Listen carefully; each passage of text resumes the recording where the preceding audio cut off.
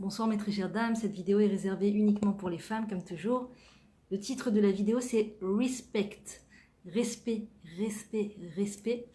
Qu'est-ce que le respect vient faire dans notre vie? À quel moment est-ce qu'on doit faire un effort pour devoir respecter l'autre? Comment le respect se traduit? Comment le manque de respect se traduit? Qu'est-ce que le manque de respect entraîne?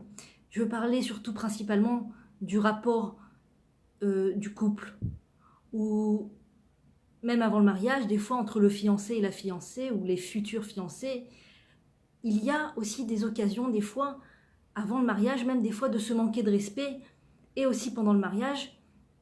Donc, qu'est-ce que le manque de respect entraîne? Qu'est-ce que ça fait? Parce que quand une personne manque de respect à l'autre, quand une femme manque de respect à son mari, on va parler avec la vision du côté de la femme, d'accord?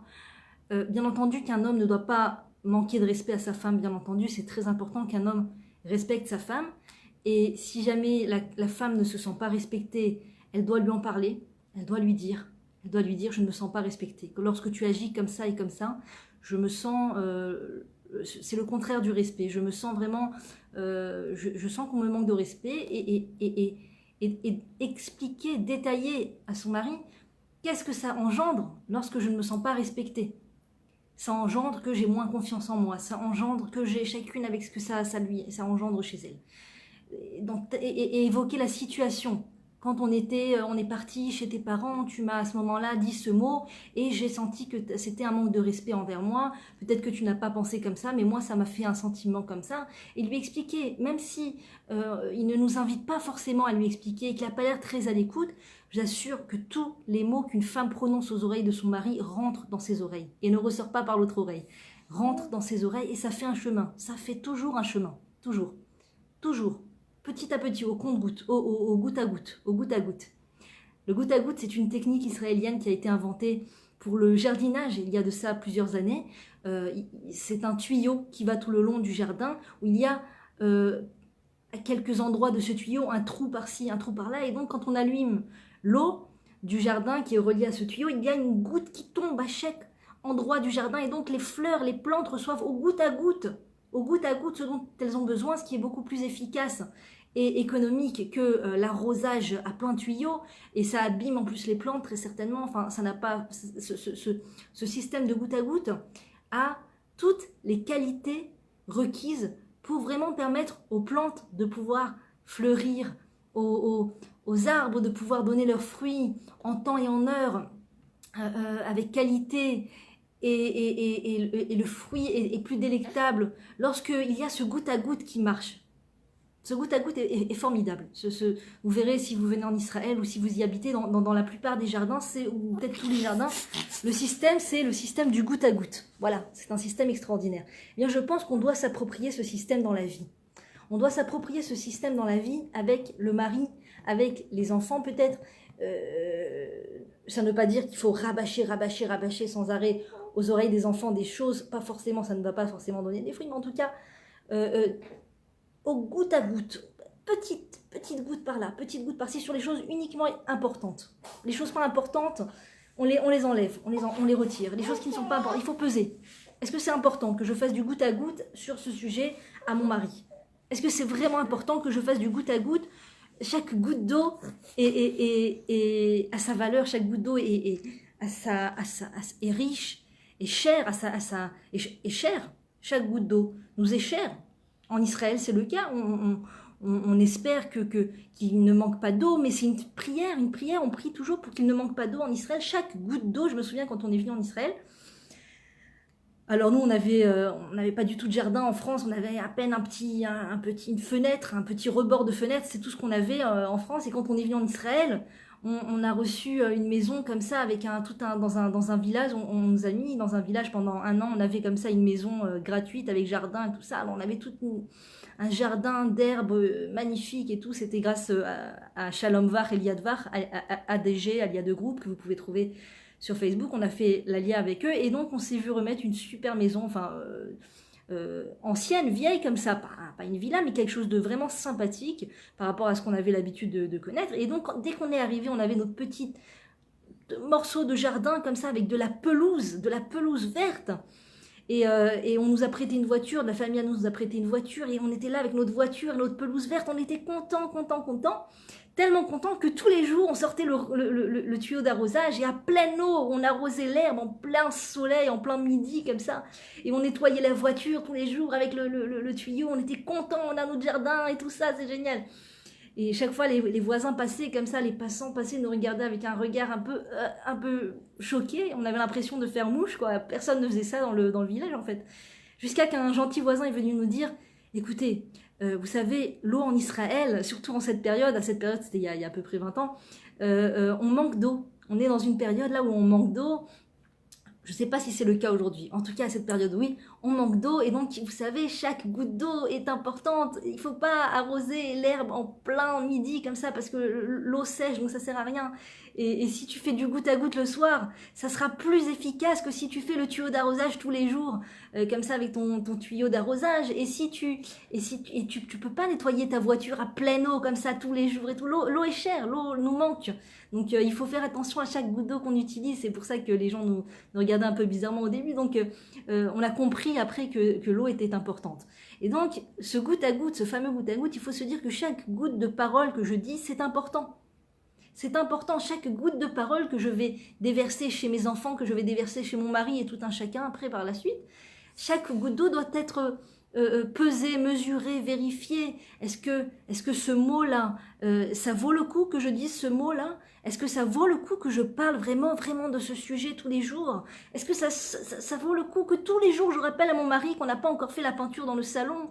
Est-ce que ça vaut le coup que je dise tous les jours à mes enfants de mettre leur cartable à leur place avec soupirement? Est-ce que ça vaut le coup? Est-ce que ce goutte à goutte est vraiment celui qui va permettre à mon mari et à mes enfants de s'épanouir et de donner des beaux fruits et délectables? Il faut se poser les bonnes questions. Et en effet, il y a un goutte à goutte qui n'est pas bon, Il y a des fois, on ne sait jamais si l'eau est vraiment potable ou pas, parce que lorsqu'elle n'est pas potable, ça veut dire que l'eau est directement prise des toilettes, des égouts, pardon si vous mangez, mais il y a de l'eau des fois dans certaines sources qui est de l'eau des égouts, de l'eau des toilettes. Moi, un jour, mon frère m'a raconté qu'il faisait du canoë-kayak dans une rivière un jour. Et il est tombé du canoë-kayak. Et il est tombé dans l'eau comme ça, il était content, et il y avait de l'eau de partout, il rigolait, tout ça. Il y a quelqu'un qui l'a vu et qui lui a crié « Ferme la bouche, ferme ton nez, ne respire pas, n'ouvre pas la bouche !» Je dis « Qu'est-ce qu'il a celui-là? Il me connaît même pas, c'est quoi, de quoi il se mêle, quoi? Il croit que je vais tomber malade, ça va, il faut pas s'inquiéter comme ça. Ferme la bouche, c'est l'eau des égouts !» Et des fois, on ne sait pas, on dit des choses, on déverse des choses, et c'est l'eau des égouts en vérité. Les mots qu'on va dire, les phrases qu'on va dire, le thème qu'on va évoquer avec nos enfants, avec notre mari, c'est l'eau qui vient des égouts de notre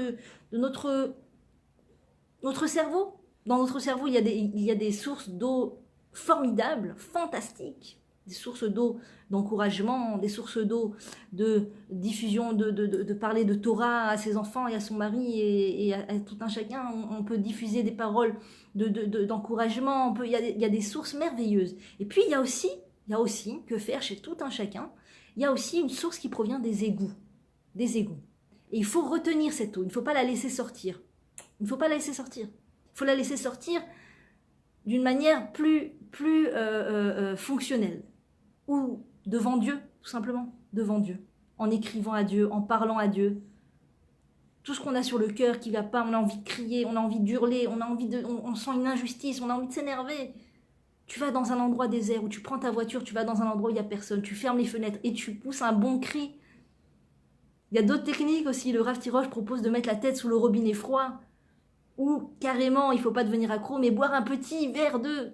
Si on a vraiment le cœur lourd, pour un petit verre de bourra ou quoi que ce soit d'alcool avant de dormir, bon, c'est une blague, sur le ton de la blague, il dit ça, mais pour l'eau sous la tête froide, il est très sérieux. Pour dire à quel point les égouts, c'est important de ne pas les laisser s'échapper comme ça aux oreilles de son mari et de ses enfants, comme ça, de façon répétitive, si possible jamais, bon, de façon, il faut se retenir tant que possible, de pas les laisser être spectateurs de cet échappement d'égouts. Posez, qu'est-ce que ce mot va produire chez mon enfant? Qu'est-ce que ce mot va produire aux oreilles de mon enfant, aux oreilles de mon mari? Là, je veux plus me concentrer sur le couple, mais ça marche aussi avec les enfants.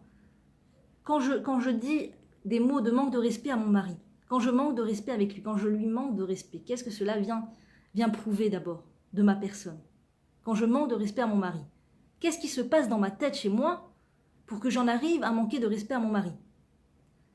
Peut-être le sentiment que mon mari ne vaut pas grand-chose, peut-être le sentiment que mon mari n'est pas une personne de qualité, n'a pas de valeur, parce que pour s'adresser d'une façon avec un manque de respect à une personne, il faut avoir une opinion d'elle très très basse, très pauvre.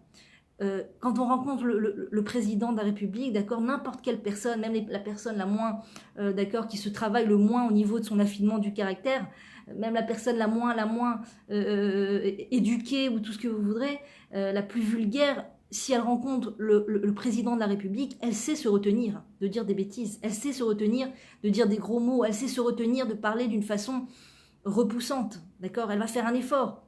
Oh, monsieur le président, je vous connais, hey, je vous ai reconnu, hey, monsieur le président, waouh, waouh, waouh. On va faire un effort, on va faire un effort. La qualité de l'autre, le fait de voir une personne qui, à nos yeux, a de la valeur, c'est clair que cette personne a de la valeur. C'est clair que j'ai pas envie de décevoir cette personne, j'ai pas envie qu'elle ait une image de moi négative. Attends, c'est le président, il faut que je veux montrer ma belle facette, je veux montrer que je suis quelqu'un de bien. Donc même quand on ne sait pas forcément se retenir, quand on voit une personne de qualité devant nous, naturellement on se retient. C'est pas un travail, c'est pas un effort.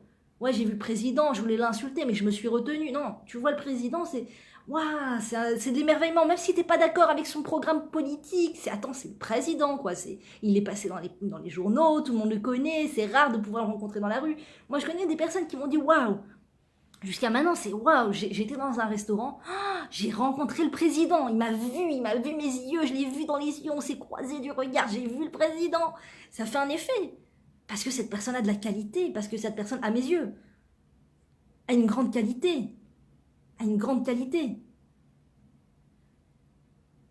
Et je vais vous dire même, si cette personne a pu devenir président, c'est que même aux yeux de sa femme le voit comme une personne de qualité. Une personne ne peut pas devenir une grande personne. Un homme, comme on dit, derrière chaque grand homme, il y a une grande femme. Un homme ne peut pas devenir une grande personne parce que sachez qu'il n'y a pas une personne sur Terre qui n'a pas un potentiel de devenir une grande personne, de devenir une personne respectable, de devenir une personne avec des qualités qui apportent à la société quelque chose, qui apporte sa pièce du puzzle à la société. Il n'y a pas une personne sur Terre qui a été créée vainement. Pas une personne. Même Amalek, l'ennemi du peuple juif, a un rôle sur Terre. Il n'y a pas une personne qui a été créée sans rôle, sans rien, pour rien. Pour rien. Oh non, mais là, je suis tombée sur le mec, vraiment... il sait rien faire, quoi. C'est un gaucher, quoi. Je suis tombée sur la mauvaise personne. Je tombe tout... Il y a des fois, vous pourrez entendre cette façon de parler, je tombe toujours sur ce type de personnes. Je tombe toujours sur des gens avec ces défauts-là. Il faut savoir que derrière ces défauts-là, que moi je vois, ces défauts existent chez la personne parce que je les vois. D'accord ? Cette même personne chez qui je vois des défauts, pour sa maman, il n'a pas de défaut. Sa maman ne voit pas ce défaut. Parce que c'est une question de lunettes quelque part. C'est une question de lunettes. Une femme peut dire de son mari, il est lent. Et la même maman de cet homme peut dire, il est concentré. Il se concentre sur ce qu'il fait. Il est extrêmement, extrêmement, extrêmement concentré sur ce qu'il fait. Et la femme va voir ça comme de la lenteur. Il sait apprécier l'instant. Il sait observer la nature. Il sait s'émerveiller des belles choses. Et sa femme va voir ça comme il fait rien. Il est lent. Il bouge pas. J'ai déjà fait la vaisselle, rangé la maison, j'ai déjà tout fait, qu'il n'a pas encore jeté la poubelle. Il est lent. La femme va voir ça comme il est lent. Et tout un chacun, sa maman, son meilleur ami, peut voir ça comme des qualités. Donc tout est une question des lunettes que je porte. Des lunettes que je porte. Si mes lunettes sont sales, si je vois un défaut chez l'autre, c'est parce que mes lunettes sont sales. Pas parce que l'autre a fondamentalement, un défaut. Ça peut être aussi une qualité. Il n'y a pas de défaut. Il y a toujours deux faces deux faces de la pièce. Comme une pièce à deux faces, pile ou face, pile ou face. Pile, il y a un côté où ça peut paraître désagréable, ça peut paraître problématique dans certaines situations où on a besoin de faire preuve de rapidité parce que le temps nous est compté, alors ça serait bien que la personne soit rapide, bon, c'est un problème. Mais il y a l'autre côté de la pièce, où cette qualité de lenteur, parfois, dans beaucoup de situations, peut être une grande qualité. Le fait de prendre le temps. Mon enfant me parle, je ne le base pas en 2 secondes parce que j'ai plein de choses à faire. Vite, vite, vite, vite, vite, vite, vite, vite. La rapidité. La rapidité, c'est aussi une qualité. La rapidité a sa place dans le monde. Il faut, à certains moments de la vie, faire preuve, mettre le turbo, comme on dit.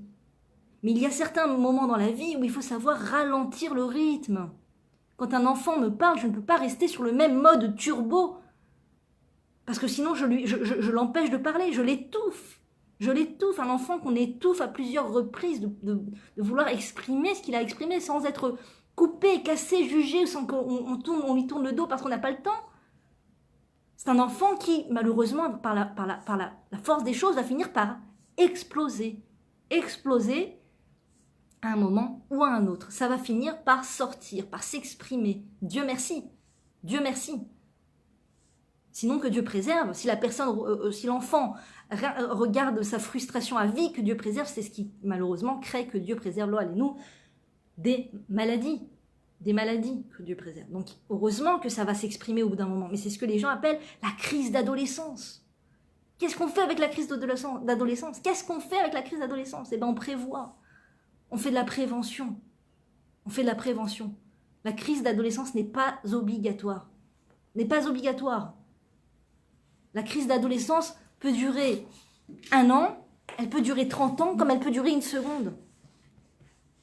Pas tous les enfants sont obligés de frapper dans les murs, de claquer les portes et de tout casser, d'insulter leurs parents. Non, pas tous les enfants.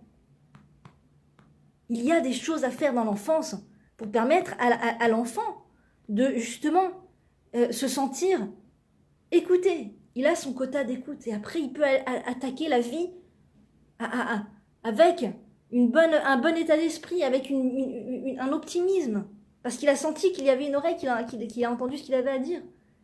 Pareil pour le mari.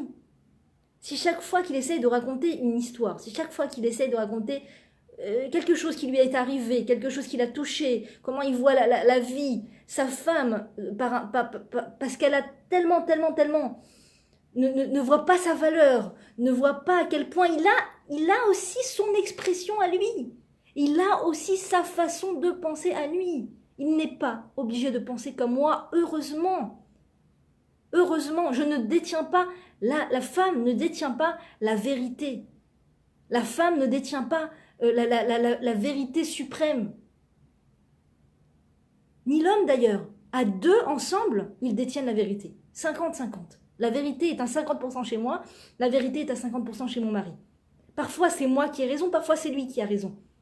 Si c'est moi qui ai raison, c'est pas la peine de l'écraser avec le fait que j'ai raison. Ah, je t'avais dit. Tu sais, je crois que tu avais raison. Ah, enfin tu me donnes raison. Enfin tu comprends ce que je voulais te dire. T'as mis du temps. Tu vois, quand la personne te donne raison, il y a une tendance de l'écraser comme ça. C'est pas l'occasion d'écraser quelqu'un quand il me dit t'avais raison. C'est l'occasion de lui dire, écoute, je sais pas si j'avais raison, je sais pas. Toi aussi t'as raison, hein. Toi aussi, dans ce que tu dis, il y a un peu d'humilité, enfin, un peu d'humilité. La réponse n'est pas chez moi. Mon mari détient aussi, n'importe quel mari. Il n'y a pas un mari sur terre qui n'a jamais aucune réponse, qui n'a jamais la bonne vision. Il y a un mari sur terre qui est perçu par sa femme comme quelqu'un qui n'a rien à dire, qui n'a pas de réponse, qui n'a pas d'avis, qui a une valeur. Il y a des femmes qui ont ce regard sur leur mari. Ça ne veut pas dire que le mari est vraiment comme ça. Ça veut dire que les lunettes de la femme sont très sales et qu'il faut les laver. Il faut laver ses lunettes. C'est ça le rôle du mariage. C'est ça le but du mariage en fait. On est là pour nettoyer ses lunettes et se dire petit à petit, baisser la tête avec humilité et se dire, bon, eh bien, j'ai pas forcément la réponse absolue. Même si je suis sûre de moi. J'ai le droit d'être sûre de moi. J'ai le droit de tenir ma position. J'ai le droit d'essayer de le convaincre. J'ai le droit. Mais je dois aussi lui donner le droit à la parole. le droit de s'exprimer sans se faire casser, sans se faire manquer de respect. La rabbinite Tiroche nous raconte qu'elle reçoit énormément de couples pour les aider. C'est elle qui est à la tête avec son mari de l'association Binyan Shalem pour les filles qui parlent l'hébreu. C'est un site internet extraordinaire. Et puis il y a aussi des cours à Jérusalem et dans tout le pays, des conférences, une grande conférence une fois par an ou deux. Binyan Shalem, ils sont à la tête de la famille Tiroche. Et la rabbinite Tiroche s'occupe des couples. Elle s'occupe des couples, elle reçoit les couples. Et elle les écoute parler, elle écoute leurs problèmes, elle les aide à régler leurs problèmes. Et elle explique que chaque fois, il n'y a pas eu d'exception, chaque fois qu'un couple est venu parce que la femme reprochait au mari, que Dieu préserve, d'être allé malheureusement voir des sites sur internet pas très cachers, eh bien, donc c'est la femme qui vient avec une colère contre le mari, avec tellement elle fustige contre le mari. Bien sûr, c'est difficile. Aucune femme ne supporte une telle chose, mais c'est vrai que c'est difficile. Mais la femme vient avec une colère contre le mari et enfin, je l'ai pris sur le fait et voilà, et qu'il l'accuse et la somme de tout plein de mots et de mots.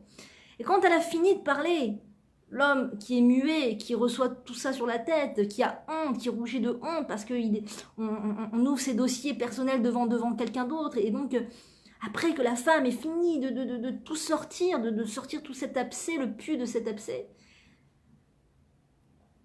la rabbinite Tiroche demande, pose des questions, se renseigne un petit peu, fait parler un petit peu le mari, et elle raconte que dans tous les cas, il y a à la racine un manque de respect de la femme par rapport au mari. La femme manquant de respect de façon chronique au mari, dans sa façon de parler, dans sa façon d'agir, dans sa façon de regarder son mari, dans sa façon de s'adresser à lui de toute façon possible, verbalement, corporellement. Il y a un manque de respect chronique vers le mari. Le mari recherche une sensation forte d'amour faussé en vérité. D'amour faussé, il recherche à tout prix. Il est tellement déshydraté de respect, tellement déshydraté d'amour et de chaleur positive qu'il va le chercher par des moyens malheureusement qui sont tristes pour lui et pour la femme, pour le mari et pour la femme, pour les enfants bien sûr, mais c'est une compensation, c'est pas un hasard, c'est une compensation quelque part à ce manque de respect de la femme vers le mari. C'est cette femme qui de façon chronique voit son mari avec un regard de tu ne vaux rien, tu es un vaurien, tu ne vaux rien. Et ça s'exprime sous plein de façons. Ça peut être juste le fait, par exemple, un reproche. Vous savez, comme un reproche, ça peut mettre à terre un homme. Vous pouvez avoir l'homme le plus viril, l'homme le plus accompli, l'homme le plus... D'accord. Bien qu'un homme, en général, quand la femme n'a pas vraiment d'honneur pour lui, en général, c'est rare qu'il soit accompli à l'extérieur, même à l'extérieur. Mais vous pouvez avoir l'homme le plus viril. Si sa femme lui fait une reproche qu'elle seule sait faire de manière à ce que cette reproche rentre comme une épée dans son cœur, ça le met à terre, il perd toute sa virilité, tout son honneur, tout son statut social, il perd tout, il n'a jamais rien n'existe, comme si il était un vermisseau, pour un reproche. Le mari, par exemple, s'est lancé à choisir le modèle de la voiture, d'accord ? La femme, intérieurement, s'est sentie frustrée qu'on ne lui pose pas la question de savoir son avis. Donc elle n'a rien dit, elle s'est tue et elle est restée avec intérieurement une colère contre lui, d'accord, sans l'exprimer. Elle a gardé une colère et puis elle n'a rien dit. Et puis ça s'exprime au goutte à goutte, comme on dit, tous les jours, avec comme ça un manque avec une froideur, un manque de respect, etc. Parce que il m'a pas demandé mon avis par rapport à la voiture. Qu'est-ce que ça veut dire ? On a un couple. On est ensemble, il achète une voiture, il peut me demander la couleur que j'aime, c'est quand même moi qui vais la conduire aussi à un moment, le modèle que j'aime, pourquoi il a acheté sans me demander, tout ça, donc ça garde, le dossier qui grossit tous les jours, et le jour où que Dieu préserve, il arrive quelque chose à la voiture, d'accord, un accident de voiture, que Dieu préserve, ou on vole la voiture, ou quoi, Et là, la femme sent que c'est le moment de la vengeance, enfin, d'exprimer combien elle avait raison depuis le début. Et là, elle lui fait un reproche. Dans ce moment de faiblesse où déjà l'homme est déjà touché et attristé par la situation elle-même, d'accord, comme s'il fallait en rajouter, elle va venir avec son dernier coup d'épée comme ça, lui mettre en plein cœur. Je t'avais dit qu'il fallait pas prendre ce modèle. Bah oui, forcément, c'est un modèle qui est facile à voler.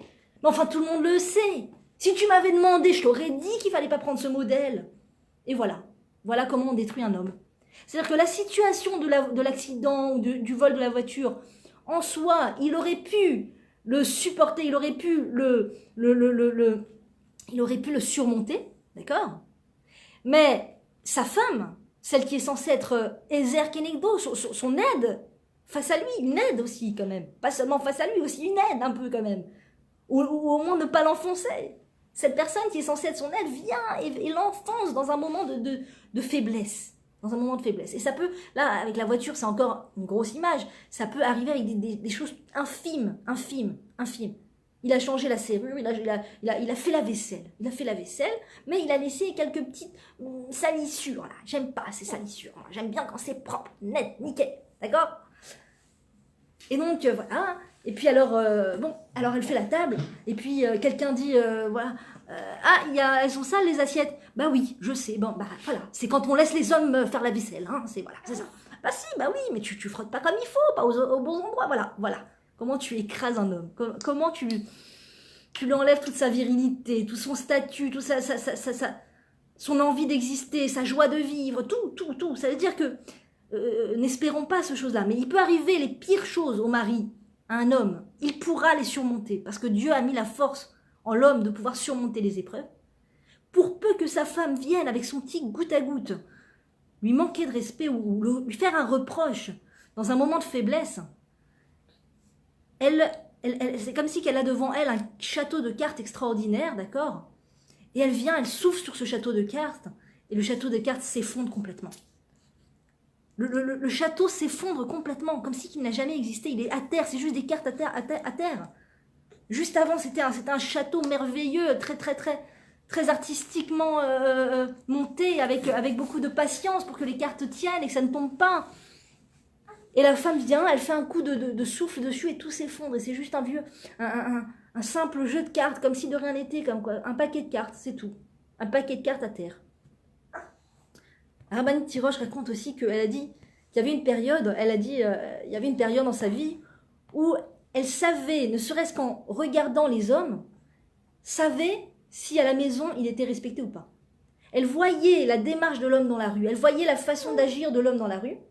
Elle savait, j'ai des frissons en le disant, parce que connaissant la rabbanie, je la crois sur parole.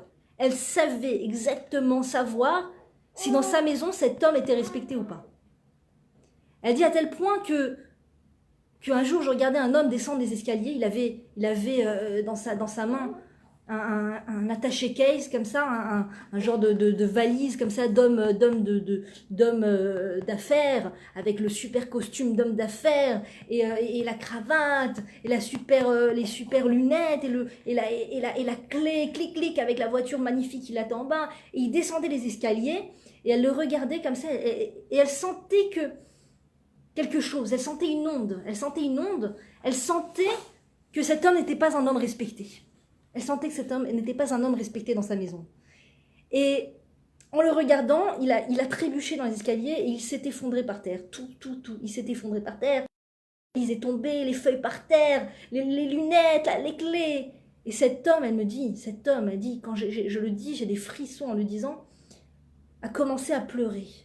Un homme qui pleure. Un homme qui pleure par terre. Et là, elle le regarde et elle se dit, mais cet homme n'est pas respecté chez lui. Il y a quelque chose qui ne va pas chez cet homme.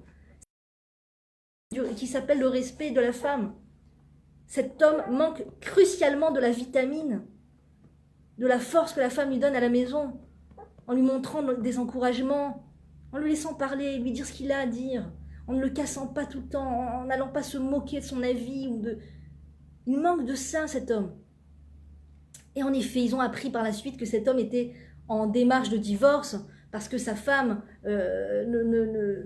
le respectait pas, lui manquait énormément de respect. Ils ont appris comme ça, je ne sais pas de quelle source, qu'ils étaient en plein divorce justement et que sa femme lui faisait une vie d'enfer, une vie d'enfer. Donc il pouvait avoir les lunettes, la clé, la voiture clinquante, la réussite sociale quelque part. Il lui manquait la base, le respect de sa femme. Le respect de sa femme, c'est comme ça qu'un homme s'effondre. C'est comme ça qu'un homme s'effondre. Une femme ne doit pas respecter son mari parce que c'est un homme parfait. C'est pas parce qu'un homme est parfait qu'une femme doit respecter son mari. Une femme doit respecter son mari pour le respecter, pour réaliser la mitzvah de tu aimeras ton prochain comme toi-même, pour plein de raisons, mais aussi pour lui permettre de se parfaire. Si tu veux donner des chances à ton mari de se parfaire, il faut le respecter. Il faut lui donner ces vitamines de respect, de respect. C'est pas parce que l'homme est parfait que je le respecte, c'est pour lui permettre de se parfaire que je vais le respecter, pour lui donner une chance de devenir, pour lui donner une chance de se découvrir des talents, de se découvrir des qualités, pas forcément ce que moi j'ai envie qu'il soit. J'aimerais tellement le coacher pour qu'il devienne ça. Je le vois tellement comme un avocat, je le vois tellement comme un rabbin, je le vois tellement comme un enseignant de Torah, je le vois tellement comme un homme, tu sais, qui prend les choses à bout de bras et tout. Mais peut-être que c'est pas ton mari. Peut-être que l'homme qui se cache derrière ton mari n'est pas un homme qui prend les choses à bout de bras, n'est pas un homme qui est fait pour être un avocat, n'est pas un homme qui est fait pour être un rabbin. Laisse-le se découvrir lui-même, laisse-le se découvrir à toi, comme il est, pas comme tu voudrais qu'il soit, pas comme... Je me parle à moi, les amis. C'est pas à vous que je fais des réflexions, c'est à moi que je me parle. Si ça peut vous servir, la brioute, mais je me parle à moi. Ça, je tombe souvent dans ce piège. J'ai une cible comme ça, j'aimerais tellement qu'il soit ça. Oh, ça serait bien ça serait bien comme ça, un mari rabbin qui donne des cours comme ça. Un mari qui est souvent, on se fait un rêve du mari qui est exactement l'inverse de ce qu'est le mari. C'est exactement l'inverse. Ah, j'aimerais un homme comme ça, un mari que mon mari soit un homme, tu vois. T'as pas honte de parler devant les gens, qui monte sur la scène, qui prend le micro. Mais c'est l'inverse de ce qu'il est. Dieu l'a fait comme ça. Ouais, mais il a honte, il est timide, oh là là, c'est lourd, ah, il est timide, oh, c'est lourd, oh là là. Ou l'inverse. J'aimerais tellement que mon mari soit quelqu'un de réservé, qui soit anonyme. Vas-y, il monte sur la scène, il prend la parole. Oh là là, il vraiment, hein, il prend la place et tout. Mais c'est exactement ce que Akadosh Baruch Hu a voulu qu'il soit. C'est ce que le Créateur du monde a voulu qu'il soit. Il veut qu'il soit saint, qu'il soit un homme, qui ait de l'assurance, qui monte sur une scène, qui prend la parole, ou l'inverse. C'est un homme humble, c'est un homme, réservé. C'est un homme qui aime parler face à face avec une personne, mais jamais de manière frontale avec tout un public. C'est ce que Akadosh Baruch Hu a voulu qu'il soit. Pourquoi? Je ne sais pas. On va le découvrir, avec l'aide de Dieu, on va le découvrir. Mais le seul chemin pour pouvoir découvrir les qualités qui se cachent chez mon mari, le seul chemin qui pourra me mener vers la découverte de ce qu'est mon mari authentiquement, parce que mon mari peut porter un masque pour faire plaisir à la société. Mon mari peut porter un masque pour me faire plaisir à moi, madame la dictatrice. Ah non, je suis une fille très gentille, moi je suis une fille qui respecte, moi. Ouais, mais tu lui mets une pression d'enfer, je me parle à moi. On lui met des fois une pression d'enfer. Une pression d'enfer. Tu sais, tu devrais quand même essayer, tous les jours, tu devrais quand même essayer de faire ce qui est l'anti-nature de ce que tu es. Tu devrais quand même essayer de faire ce qui est l'antithèse de toi. Et le mari, pour faire plaisir, ah d'accord. Et le mari porte un masque. Qu'est-ce qu'on a gagné? Qu'est-ce qu'on a gagné? Un suicide de personnalité. Voilà ce qu'on a gagné. Alors c'est bien parce qu'on peut montrer aux copines, devant tout un chacun, mon mari c'est un avocat, mon mari c'est un avocat, tu veux sa carte, mon mari est un avocat, mon mari est ça, mon mari est ça. Ça y est, il s'est lancé, il a enfin fait ce que je lui ai dit de faire, ça y est, on va fêter ça, à la maison, on va aller boire le champagne. Mais il porte un masque, il est déguisé, il est travesti, voilà. C'est très facile, c'est très facile, c'est pas compliqué de travestir un homme que Dieu préserve. C'est pas compliqué. Il faut lui mettre la pression tous les jours comme ça pour qu'il soit ce qu'il ne soit pas, ce qu'il n'est pas. Pensez-vous qu'une personne puisse vivre de façon épanouie, de façon saine même, Exactement, Corinne. On gagne rien, on peut tout perdre. C'est tellement fort. On ne gagne rien, j'enlève les commentaires après parce que ça me... On ne gagne rien, on peut tout perdre. Exactement. Vous savez que très souvent, on a tout. Très souvent, on a tout. Et on le perd parce qu'on ne sait pas ce qu'on a. C'est terrible. Je pense que c'est la tragédie d'une personne dans la vie. Je crois que la plus grande tragédie d'une personne, c'est pas de se faire voler une voiture, c'est pas de se faire voler les bijoux, c'est de perdre ce qu'elle a de plus cher parce qu'elle n'avait pas vu que c'était cher. Elle a un mari formidable, avec des qualités extraordinaires en potentiel, comme tout le monde. Il n'y a pas de mari tout prêt à l'emploi. Il n'y a pas de mari prêt à l'emploi. Il n'y a pas, ça n'existe pas. On n'a pas encore fait ça. Ça n'existe pas. Ou alors, il faut se méfier. C'est pas sûr que ça soit de la bonne cam. En général, le mari n'a pas encore un métier, n'a pas encore un statut social, n'a pas encore sa clientèle, n'a pas encore une reconnaissance, n'a pas encore développé ses qualités qu'il a en potentiel. Et c'est justement la femme qui va lui permettre, avec sa gentillesse uniquement, c'est le seul ingrédient, avec sa gentillesse, avec son amour, avec sa tolérance, avec le fait qu'elle se nettoie, une hygiène de nettoyage de lunettes quotidienne, le plus souvent possible. Nettoyer ses lunettes tous les jours. Dès que j'ai une mauvaise pensée sur mon mari, je la remplace par une pensée positive. J'ai une pensée, d'ailleurs, vous pouvez, il y a plein de livres sur le couple, en l'occurrence, j'ai écrit un petit livret sur le couple qui s'appelle « Et nous dans tout ça » sur Amazon.fr, vendu à un prix symbolique qui est livrable dans tout le monde, je crois. Dans ce petit livre qui s'appelle « Et nous dans tout ça », donc vous marquez mon nom mon prénom, Livia Sarah Atlan, et vous verrez que les 3 livres, parmi eux ce livre sur le couple, je parle beaucoup de ça. Je ne sais pas à quel point ça aide. Moi ça m'a aidé de l'écrire, personnellement. Je ne sais pas si ça va aider tout un chacun, je ne sais pas. Mais moi, ça m'a aidé de l'écrire, et de le relire, ça m'a aidé dans mon travail face à mon mari. Par rapport à toutes ces pensées parasites qu'on a vis-à-vis du mari. Comment on les chasse, ces pensées. De devenir de plus en plus consciente de ces pensées négatives qu'on entretient sur le mari. Et à quel point ça nous gâche notre vie de couple. Ça met un sérieux bâton dans les roues du devenir. De notre devenir commun, de notre mission commune. Parce que c'est pas seulement ma mission de vie à moi. D'accord ? Toujours l'ego, l'orgueil, l'égoïsme, moi, mon devenir, ma mission de vie, ma mission de vie. On a aussi une mission de vie de couple. Une mission de vie de couple, c'est tout un chemin de vie pour la trouver. Hein. C'est tout un chemin de vie. C'est pas forcément des choses très marketing, sensationnelles. Ça peut être tout simplement recevoir les invités chez nous et leur faire passer un bon moment. On se donne comme mission de vie de recevoir les invités d'une façon merveilleuse. Mon mari, il va apporter ce qu'il a comme qualité. Moi, je vais apporter ce que j'ai comme qualité. Et les gens, quand ils viennent chez nous, ils vont se sentir à l'aise. C'est déjà une mission extraordinaire. Si ce n'est la mission de vie. Voilà, on se rapproche de la paracha de Abraham. Abraham, le père du peuple juif, qui avait cette grande qualité avec Sarah, sa femme, ensemble.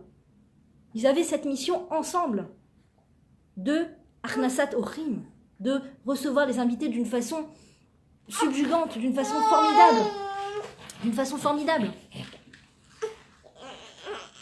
Pourquoi ? Parce que Abraham croit en son potentiel de recevoir les invités et Sarah croit en son potentiel de recevoir les invités. Parce qu'ensemble, ils se sont miroités l'un à l'autre, qu'ils sont des bonnes personnes. Je te miroite que tu es une personne extraordinaire. Tu me miroites que je suis une personne extraordinaire. On va forcément devenir quelque chose de bien. Ça va forcément finir par donner des fruits formidables. On va forcément construire ce qui s'appelle en hébreu Mishpacha, les Tiferet, Bayit Ne'eman Be'Israël, Binyan Adead.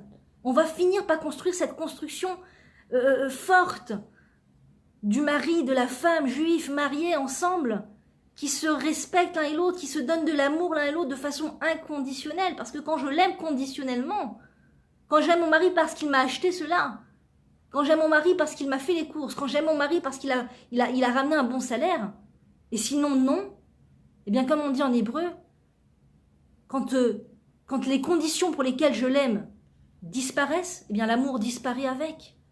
L'amour disparaît avec les conditions. L'amour disparaît avec les bonnes courses, l'amour disparaît avec le bon salaire. Et donc on ne veut pas d'amour conditionnel. C'est tout le but du mariage, c'est de faire preuve justement d'un amour inconditionnel. Justement quand il dit ce que je n'ai pas envie d'entendre. Justement quand il agit d'une manière que c'est pas exactement la manière que j'aime bien qu'il agisse comme ça. J'aime pas quand il fait comme ça. J'aime pas quand je lui dis ça et qu'il me dit ça. J'aime pas quand je lui raconte une histoire et qu'il réagit comme ça. Je n'aime pas quand il réagit comme ça devant les invités. Eh bien, même dans ces moments-là, je m'assouplis, je m'adoucis, je me tranquillise, je me fais des injections de sérénité dans la tête de « Akol est au vin ». C'est pour le bien, c'est bien le mari que Dieu m'a donné. Ce n'est pas une erreur. Je me fais des injections comme ça dans les veines, de émouna, de foi. C'est ça aussi, vous ne pouvez pas imaginer comme le fait d'accepter son mari. C'est un travail de émouna. Pour toute femme. Il n'y a pas une femme qui reçoit peut-être si elle a des très très très grands mérites, et encore, je sais pas. C'est ça le projet du mariage, c'est justement que je vais accepter l'inverse de moi. Je vais accepter exactement le contraire de moi. Hachem met en face de moi le contraire total. Et c'est pas juste un invité de passage, c'est mon mari. On habite sous le même toit. Donc c'est un travail 24 heures sur 24, 7 jours sur 7. C'est un travail de forcené. C'est un travail quotidien. Accepter ce qu'il est. L'aimer pour ce qu'il est. Lui permettre d'être ce qu'il est. Lui permettre d'exprimer ce qu'il a à dire. Et le témoin, chez moi, négatif, qui montre que je ne suis pas dans ce travail, c'est le manque de respect. Quand je manque de respect à mon mari, de toute manière que ça soit, en disant un mot qui fait de la peine, en criant que Dieu préserve sur l'autre, manque de respect devant les autres, un manque de respect, c'est comme un crime, vous savez, manquer de respect à une personne devant les autres, c'est comme la tuer. C'est comme tuer une personne, parce que le sang lui montre au visage et c'est comme si qu'elle partait, qu'elle mourait, que Dieu préserve. Donc il faut faire très attention à ça. Ne pas manquer de respect à son mari devant les autres, devant ma mère, devant les invités, devant les gens. Ouais, mais tu sais, bon, c'est lui, hein, qu'est-ce que tu veux faire? Tu connais. Ah bah c'est oui, monsieur lenteur, oui. Ah oui. Non, rien. Ah vas-y, j'ai rien dit. Bah j'ai rien dit, ça va. Pourquoi tu te vexes? Ça va, j'ai rien dit. J'ai le droit de parler avec ma mère, j'ai le droit de parler avec ma copine. Et après on se demande pourquoi il se vexe. Je comprends pas pourquoi il me fait la tête. Je ne comprends pas pourquoi il est énervé contre moi, il déteste mes copines, il déteste ma mère, pourquoi je sais pas. Il y a peut-être une raison, non? Bien qu'on doit tous faire un travail sur soi, de pas haïr qui que ce soit, d'aimer les gens malgré tout, mais un peu de sensibilité face à l'autre. Hachem me met en face de moi l'inverse total de ce que je suis. Je me souviens un jour, j'étais chez une femme extraordinaire, thérapeute de couple, à qui j'ai dit, mon mari et j'ai voulu commencer avec les qualités, parce que je me suis dit, je connais cette thérapeute, c'est important pour elle qu'on parle positivement aussi de la personne, donc je vais pas que venir avec mes défauts et ce que je vois, ce qui va pas et tout ça. Donc j'ai commencé par les qualités de mon mari, j'ai commencé à dire, tu sais, mon mari, voilà, il est comme ça, il est bien, il est sain, il est super. Et elle me dit, tout ce qu'il y a chez l'un, il n'y a pas chez l'autre. Et là, je me suis retournée comme ça, retrouvée pantois comme ça, oui, oups, mince, c'est vrai. Donc si je dis par exemple, mon mari a cette qualité, il faut savoir que ce n'est pas chez moi. Et je ne peux pas, c'est impossible, être détentrice de toutes les qualités, ce n'est impossible. Il y a un quota de qualités qui sont divisées en deux, la moitié chez le mari, la moitié chez la femme. Donc ce qu'il y a chez l'un, il n'y a pas chez l'autre. Il y a une quantité de qualités chez la femme, et en l'occurrence, ce qu'il n'y a pas chez la femme, c'est qu'il y a chez l'homme. Ce qu'il n'y a pas chez l'homme, c'est ce qu'il y a chez la femme. Ce qu'il y a chez l'homme, c'est ce que je n'ai pas chez moi. Donc il faut beaucoup se concentrer sur ça, pas se concentrer sur ce qui va pas, ce qui n'a pas, il n'a pas, voilà, il est lent, il est comme ça. Bon, Dieu merci, c'est moi qui ai reçu la rapidité. Ça aurait pu être différent, j'aurais pu recevoir la lenteur et lui la rapidité. Mais il faut reconnaître que si une femme ne sait pas reconnaître les qualités de son mari, ce n'est pas le signe que son mari n'a pas de qualité. Ce n'est pas le signe que son mari manque cruellement de qualité. C'est le signe qu'elle a des lunettes sales. Ses lunettes sont sales. Pourquoi? Pas parce que c'est une mauvaise personne. Ça peut être pour plein de raisons. Peut-être qu'on a grandi, vécu dans une société. On a vu des films, on a vu des feuilletons en intraveineuse par cette maudite télé. Malheureusement,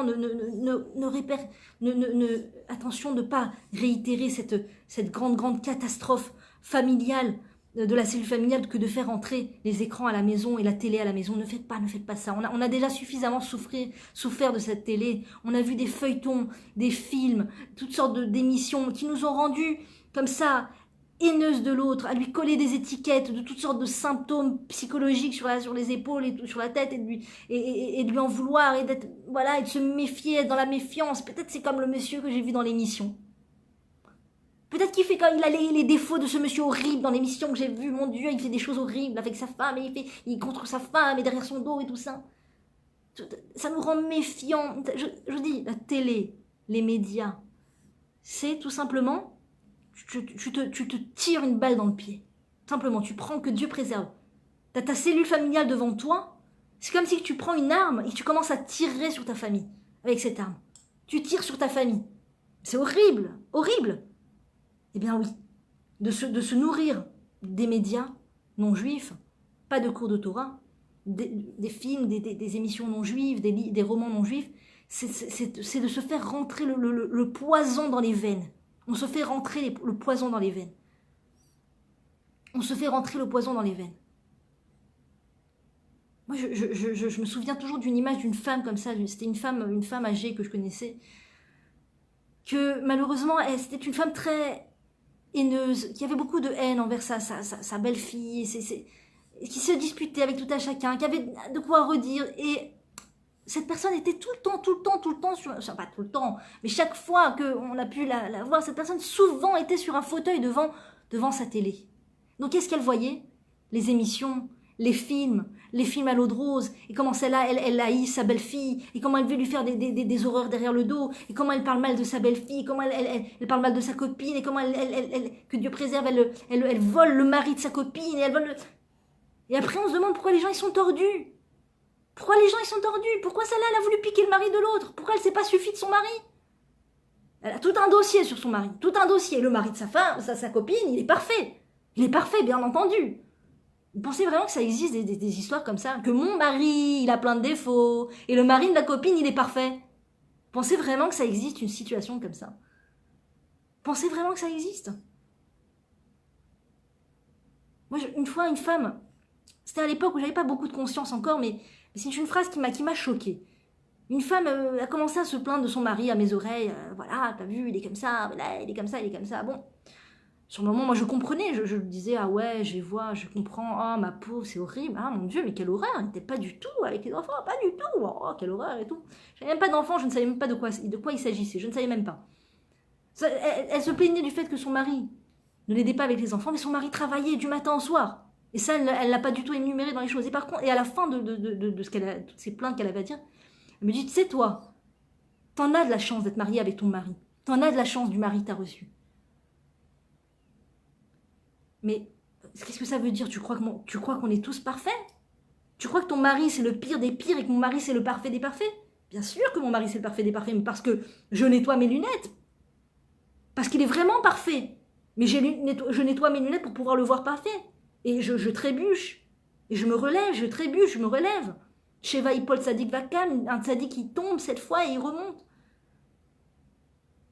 Donc pourquoi une femme a un mari parfait? Parce qu'elle a fait un travail de le voir avec ses qualités. Non pas parce qu'elle a reçu le pack parfait. Ah, la chanceuse. Mince. Quel manque de peau, moi. J'ai jamais eu de chance, moi. Jamais eu de chance. Voilà sur qui je suis tombée. À part cas très graves de violence conjugale, bien sûr, de violence du mari qui porte des coups sur sa femme, que Dieu préserve, ou qui fait des choses terribles, bien sûr. Il y a des cas, bien sûr, où la femme ne doit pas rester à subir ces choses-là, bien sûr, bien entendu. Voilà, mes très chères femmes. N'hésitez pas à partager, si ça peut aider d'autres femmes, et à très bientôt.